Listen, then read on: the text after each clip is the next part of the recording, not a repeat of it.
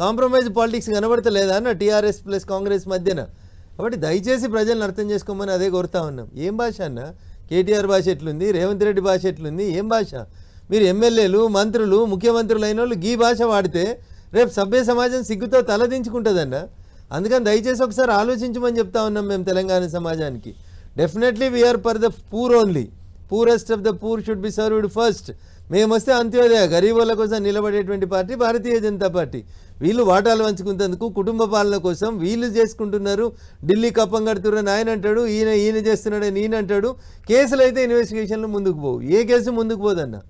వీళ్ళు ఇటు నుంచి ఇటు వచ్చిర్రు, ఇటు నుంచి అటు పోయినరు. కాంగ్రెస్ వాళ్ళు బీఆర్ఎస్లోకి పోయారు, బీఆర్ఎస్ వాళ్ళు కాంగ్రెస్లోకి వచ్చిర్రు. Then what is the difference అన్న? ఏం డిఫరెన్స్ కనబడుతుంది ప్రజలకి? ఈ రెండు కూడా ఒకటే తాను ముక్కలు. కాబట్టి మిగిలింది ఆలోచించాల్సింది, ప్రజలు పట్టం కట్టాల్సింది, న్యాయంగా నీతివంతమైనటువంటి పాలన కోసం, పేదలు లేనటువంటి సమాజం కోసం పనిచేసేటువంటి పార్టీ భారతీయ జనతా పార్టీ. కాబట్టి 100% మాకు షిండేలొద్దు, తాకరేలొద్దు, మేమే సొంతంగా తెలంగాణలో భారతీయ జనతా పార్టీ అధికారంలోకి వస్తుంది. రైట్. రఘునందన్ గారు, రాష్ట్ర రాజకీయాలకే వద్దాం. ఇక రేవంత్ రెడ్డికి బలమైన మద్దతుదారు, బీజేపీలో ఉన్న బలమైన మద్దతుదారు ఎవరన్నా ఉన్నారంటే అది రఘునందన్, బండి సంజయ్ అనే ఒక ప్రచారం ఈ మధ్య చాలా ఎక్కువగా జరుగుతుంది. మీ దృష్టికి కూడా వచ్చి ఉంటుంది. దాని గురించి మాట్లాడదాం. దానికంటే ముందు జనరల్గా రఘునందన్ కొంచెం కూల్గా, విషయ పరిజ్ఞానం ఉన్న వ్యక్తిగా, ఏదైనా ఆర్గ్యుమెంట్ ఒక పద్ధతిగా చేస్తారు అనే ఒక అభిప్రాయం మీ మీద అందరికీ ఉంటుంది. ఎందుకు మీరు కూడా అప్పుడప్పుడు ఈ మధ్య అగ్రెసివ్గా మారిపోయి ఏది పడుతుంది ఒక్కొక్కసారి మాట్లాడుతున్న సందర్భం ఈ మధ్యనే ఒక వీడియో చూసాం ఇదేదో. ముందు మీకు అది చూపించాక దాని గురించి మాట్లాడదాం. పీసీఆర్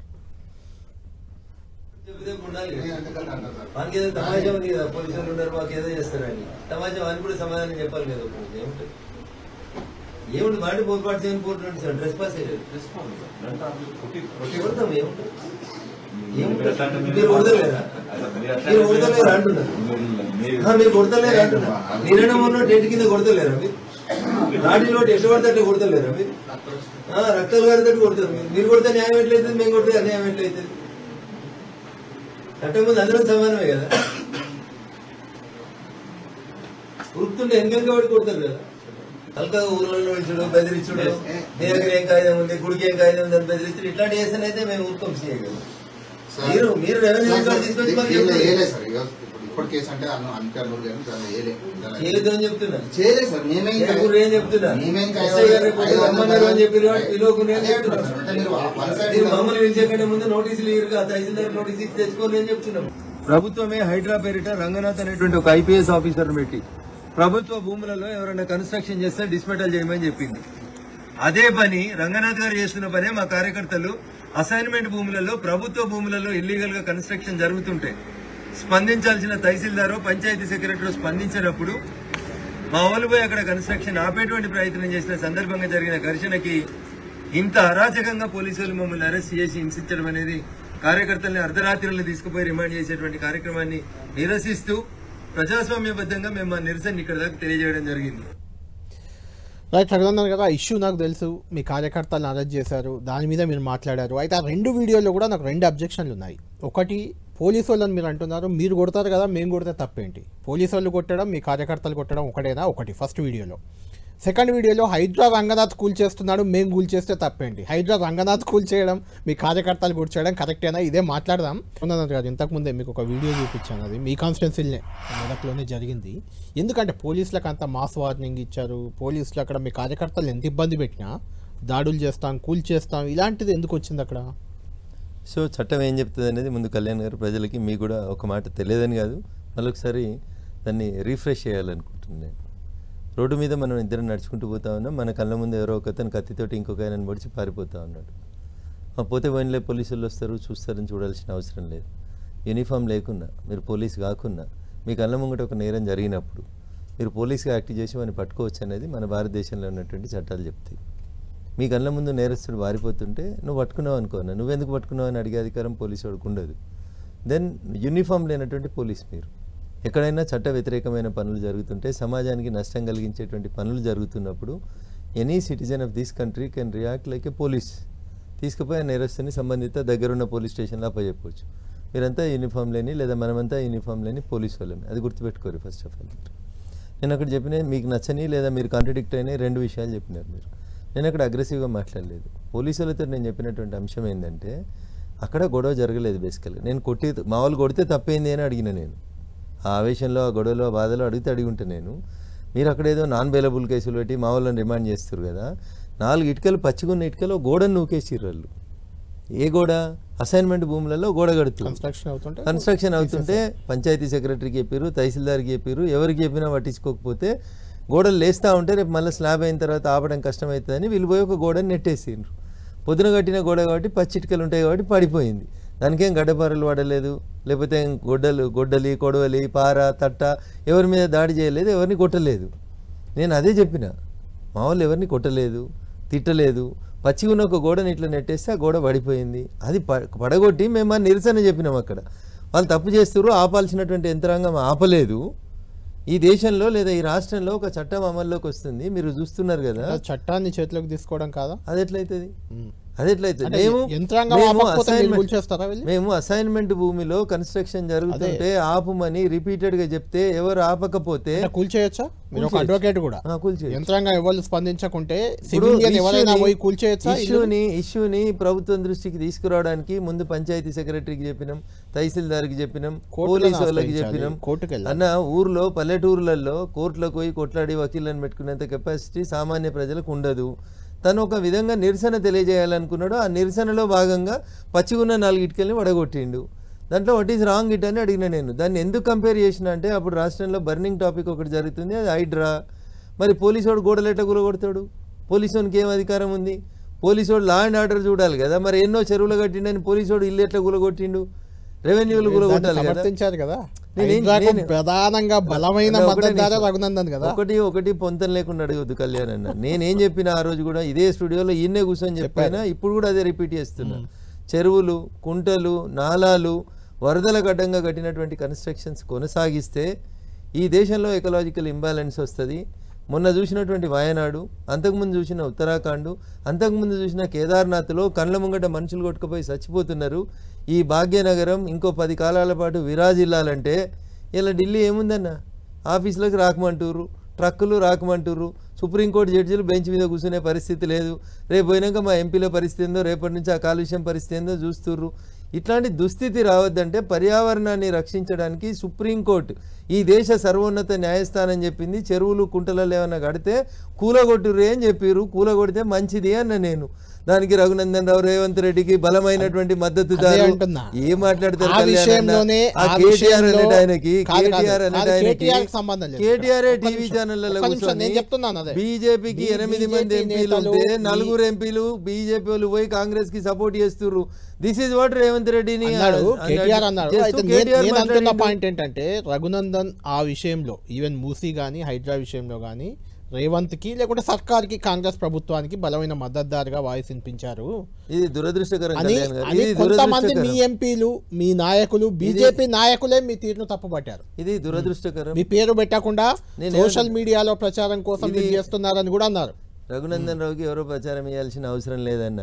మీ బీజేపీ నాయకులు ఎవరో మాట్లాడితే దానికి స్పందించాల్సిన అవసరం నాకు లేదు. నేను కొత్తగా రఘునందన్కి లేదో టీవీలో పోయి కూర్చుంటే రఘునందన్ గుర్తుపడతారు, లేకపోతే గుర్తుపడరు అని ఎవరన్నా అనుకుంటే అది వారి విఘ్నతకు వదిలేస్తాను. నేను మళ్ళీ చెప్తా ఉన్నా, చెరువులు కుంటలు నాలాలలో కడితే అంతటా కూలగొట్టాలి, అన్ని రాష్ట్రాలలో కూలగొట్టాలి.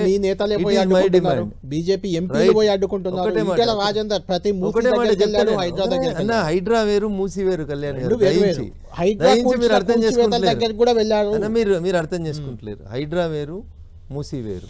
అవును, మూసీ శుద్ధీకరణ లేదా మూసీ సుందరీకరణ పేరిట ముఖ్యమంత్రి గారు చెప్తున్నటువంటి మాటలకి చేతలకి మధ్యన పొంతన లేదు. మీరు మాట్లాడితే మీరు గుజరాత్లో సబర్మతి చేసిరు కదా, ఇది చేసిరు కదా, అది చేసిరు అని మాట్లాడతారు. మీరు అక్కడికి పోయి చూడండి. మేము కూడా ఇప్పుడు చెప్తాం, మమ్మల్ని పిలిస్తే అఖిలపక్షం పిలుమని నేను 4 సార్లు చెప్పిన. అఖిలపక్షం పిలిస్తే ఇటు అటు రీటైనింగ్ వాల్ కట్టుండ్రి, దాంట్లో మురుగు నీరు దాంట్లోకి రాకుండా మూసీలోకి ముందు ఎస్టీపీ ప్లాంట్లను కట్టి నీళ్ళని శుద్ధి చేసి దాంట్లోకి వదులుండ్రి. నిజంగా కూడా మీరు ఈ రిటైనింగ్ వాల్స్ కట్టిన తర్వాత దాని లోపల ఇల్లు కట్టుకుని ఎవడన్నా దశాబ్దాల నుంచి ఉన్న పేద కుటుంబాలు ఉంటే వాళ్ళకి ప్రత్యామ్నాయ ఏర్పాట్లు చూపెట్టండి అంటున్నాం. మీరు మూసీ సుందరీకరణ పేరిట ఉల్లుకో లల్లుకో వాద్రాలకో డిహెచ్ఎల్కో ఎవరికో కాంట్రాక్ట్ ఇచ్చేందుకు గరీబోని పొట్టగొట్టినప్పుడు భారతీయ జనతా పార్టీ అడ్డం వస్తుంది అని చెప్పినాం. పేదోనికి ఇల్లు కట్టించిన తర్వాత నువ్వు ఏమైనా చేశారు అని చెప్తున్నాం.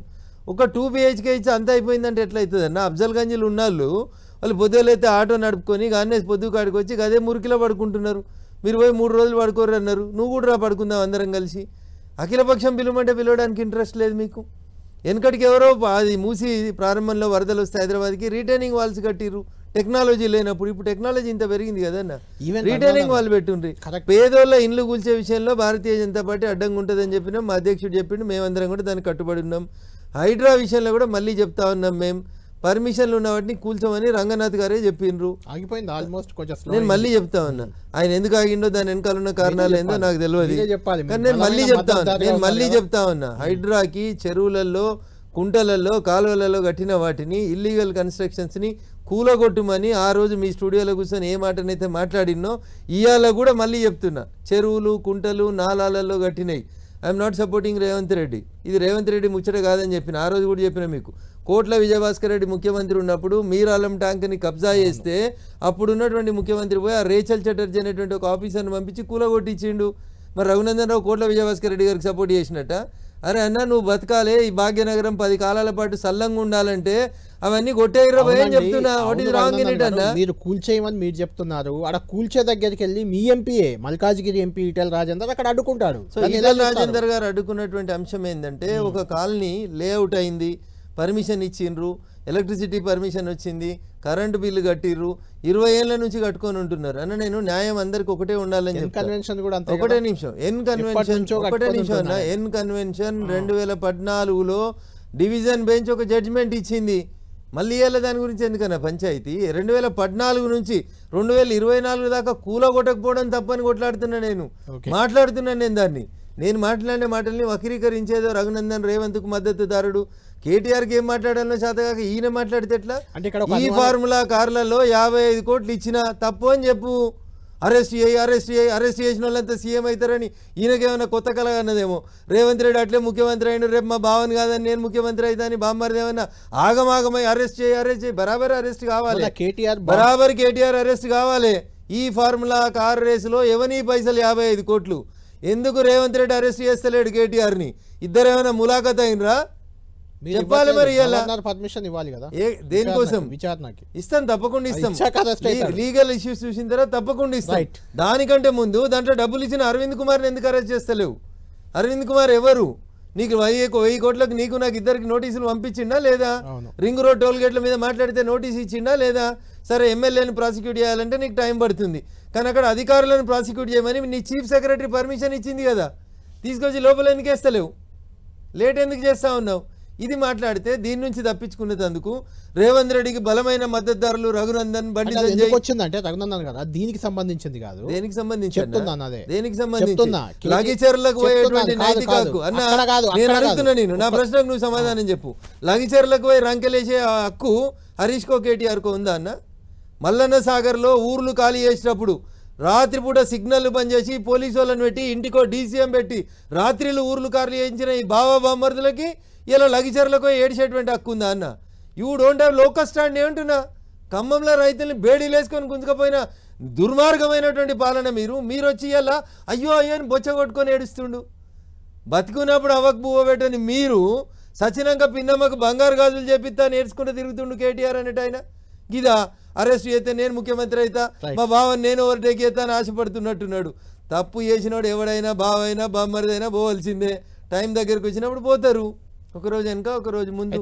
రా, నేను హైదరాబాద్లోనే ఉన్నా, పోయినాక తెలుస్తుంది కొద్దిగా ఓపిక ఉంటుంది, పోతాడు. ఒక కాలర్ మనకు అందుబాటులో ఉన్నారు, చాలా మంది కాలర్స్ మీతో మాట్లాడడానికి సిద్ధంగా ఉన్నారు. సిద్దిపేట నుంచి సత్యం గౌడ్ మనకు అందుబాటులో ఉన్నారు. సత్యం గౌడ్ గారు, గుడ్ ఈవినింగ్. మీ క్వశ్చన్ నేరుగా రఘునందన్ గారిని అడగండి. నమస్తే సార్. రగన్న నమస్తే. నమస్తే సత్యం అన్న, చెప్పే. నా బాగున్నారన్న. మిమ్మల్ని మేము ఎంపీ ప్రచారంలో మేము నంగూరులో కలిసాం మిమ్మల్ని. థ్యాంక్ యూ అన్న, చెప్పే. మీరంటే నాకు ప్రత్యేక అభిమానం. థ్యాంక్ యూ, మీ అభిమానానికి ధన్యవాదాలు. స్టార్ట్ అయినప్పుడు నేను తెలంగాణ ఉద్యమంలో చాలా కీలక పాత్ర పోషించాను.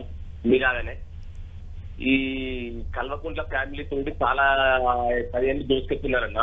ఈ తెలంగాణ వాస్తవానికి తెలంగాణ మీ గురించి మీరు ఎంత పోరాడారో ఇలా మీరు ఇలా ఆ స్థాయికి ఢిల్లీలో చక్రం తిప్పారన్న. ఢిల్లీలో చక్రం ఎవరు తిప్పుతా అనుకున్నారో వాళ్ళు మైనస్ అయ్యేది మిమ్మల్ని తొక్కాలనుకున్నారు, వాళ్ళు మైనస్ అయ్యారు. ఈ రోజు మీరు ఢిల్లీలో రైట్ పాయింట్ అర్థమైంది. రైట్, తెలంగాణ ఉద్యమంలో మీరు బాగా పనిచేశారు, మిమ్మల్ని తొక్కాలని వాళ్ళు చూశారు, మీరు సక్సెస్ అయ్యారు, వాళ్ళు ఫెయిల్ అయ్యారు, ఆనందం వ్యక్తం చేస్తున్నారు. సత్యం న్యూటన్ థర్డ్ లా చెప్తున్నాడు, ఒక బంతిని ఎంత గట్టిగా కిందికి కొడితే అంతే గట్టిగా అంతే వేగంగా పైకి ఎగిరొస్తుంది అన్నా.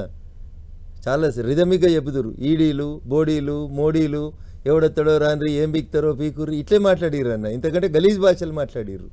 సో ఇప్పుడు ఎవరెక్కడున్నారో తెలుస్తుంది అన్న. అందుకని ప్రజాస్వామ్యంలో దయించిన అదొక విజ్ఞప్తి, ప్రతిపక్షంలో ఉన్న వాళ్ళకు పాలకపక్షంలో ఉన్న వాళ్ళకు ఈ ఎక్తం తొక్తం పీక్తం ఇట్లాంటి భాష దయించి మాట్లాడకూడదు, అది చూడడానికి వినడానికి కొంచెం అసహ్యంగా ఉంది. సో ఎవరో ఒకరు అట్లా మాట్లాడిరని మనం కూడా అదే భాషలో మాట్లాడడం అనేది వాళ్ళిద్దరికీ సంస్కారం కాదు. అందుకనే మళ్ళీ మళ్ళీ చెప్తున్నా, ఆ రెండు పార్టీల నాయకులకి అయిపోతుంది పతనం వైపు. ప్రతిపక్షంలో ఉన్న వాళ్ళు ఇంకా దిగజారుతున్నారు, అధికారంలో ఉన్న వాళ్ళు ఇంకా ప్రతిపక్షంలో ఉన్నామని బూతులు మాట్లాడుతారు. దిస్ ఈజ్ వెరీ అన్ఫేర్ అన్న.